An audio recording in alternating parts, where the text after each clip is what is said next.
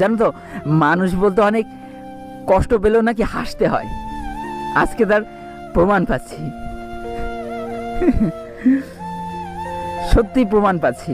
আজকে আমার কষ্টগুলো সবার কাছে হাসতে হাসতে বলতে হচ্ছে। আল্লাহ, এভাবে সেদিন অনেকটা কেঁদেছিলাম, কিন্তু আমার চোখের পানির মূল্য কেউ দিতে পারেনি।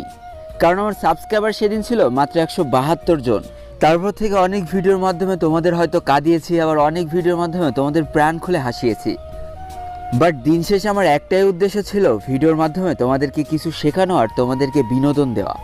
যার কারণে এত অল্প সময়ের মধ্যে এত বেশি মানুষের ভালোবাসা অর্জন করতে আমি সক্ষম হয়েছি। তাই আজকের এই দিনে দাঁড়িয়ে আমার কিছু ভালো লাগা এবং খারাপ লাগা তোমাদের কাছে শেয়ার করতে চাই।